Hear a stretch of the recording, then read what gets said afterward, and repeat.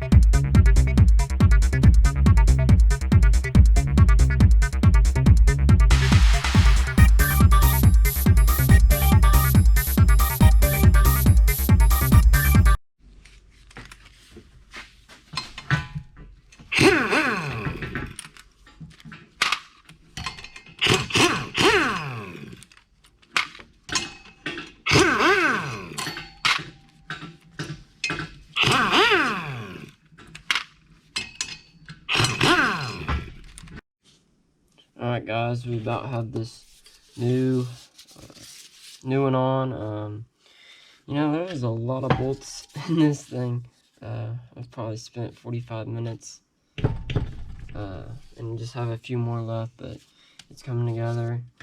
The old one was pretty wore out, and we're glad we got this new one. But just have a few more bolts and then we'll start putting the rest of the clutch back together. So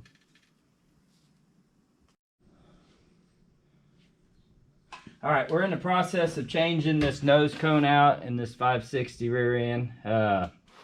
We've actually broke this thing 2 times, both at the state fair, one time at the end of the pull, one just getting it off the trailer. So we're gonna replace it with this billet one, which we should have done a few years ago, but we're just getting around to it now. So that should solve all our problems. It'll never break now. So if you ever do a 560 rear end, just plan on buying one of them from the beginning, then it causes you a lot of heartache. So, and what's this piece exactly do? This runs right here, the throw-out bearing for your clutch that goes up against your clutch fingers. Rotate on it, and with them 3-disc clutch, when you go to push it out, it puts too much torque on this collar right here, and it'll break. But we're gonna fix that. Yep.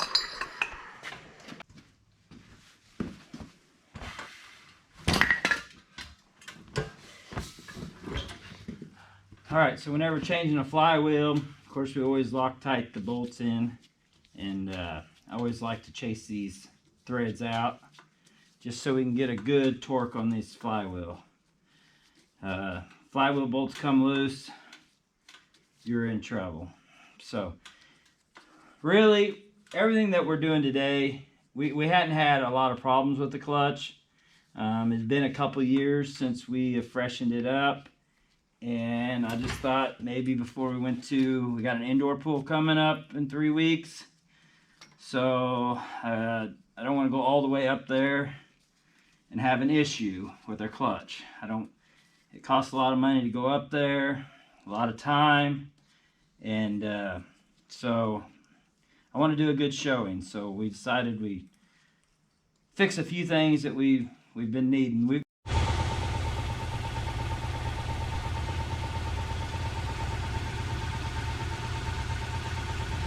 So we've got the new wear plate on that you saw that Jackson was putting on earlier. That's a pretty handy deal. If you don't have that wear plate, you have to have the flywheel turned, and you can only have it turned so much. So usually you gotta send it off to somebody or whoever does your clutch work and have that done. So you gotta pay shipping there and back. So adjust the camera here. Yeah, Jackson's gone to basketball practice. He starts district tomorrow, so he left me in control of all this. So hopefully I don't mess it up for him.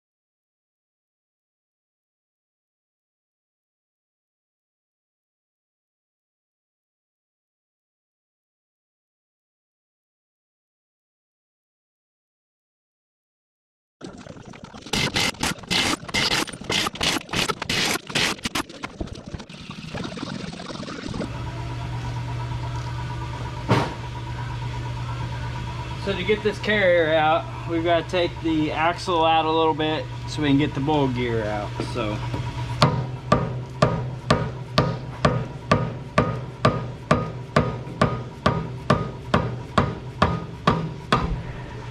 there she goes.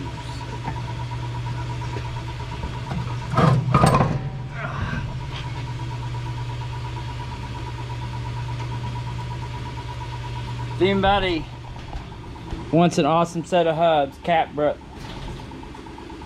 Brothers built them hubs. They're wedge style. I think they're a lot better than them weld-on ones, because if you ever have axle seal problems, you can replace it, and we have. So that's saved us a couple times. So shout out to them.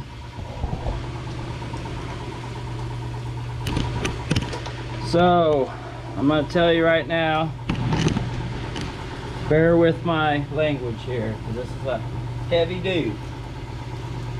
Isn't that right, Weston?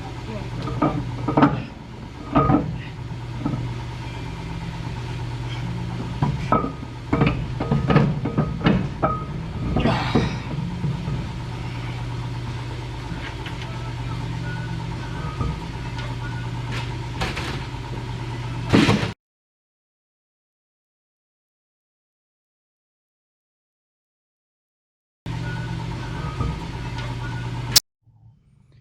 Well, we got the whole differential taken out and the whole rear end stripped down to about nothing. But we found the problem.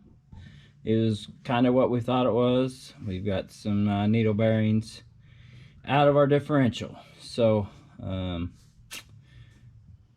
that's good. We found the problem. I hate doing all this work and not knowing what was causing a problem. But anyhow, that's good luck for us. So there's our differential we took out. It's got them little needle bearings in it, and they're catching a lot of flop.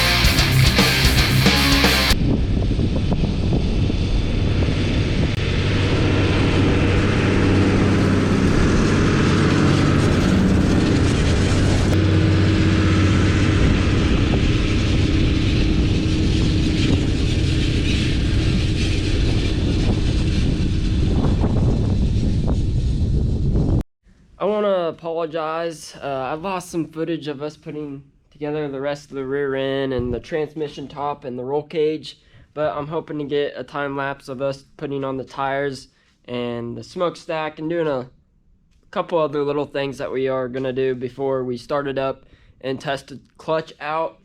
And in the indoor pools we run 3,500 RPMs instead of 3,000, so we're gonna be setting those and a couple other little tests that we're gonna run before we head up to the Cowtown Showdown. But hope you guys are enjoying. Stay tuned.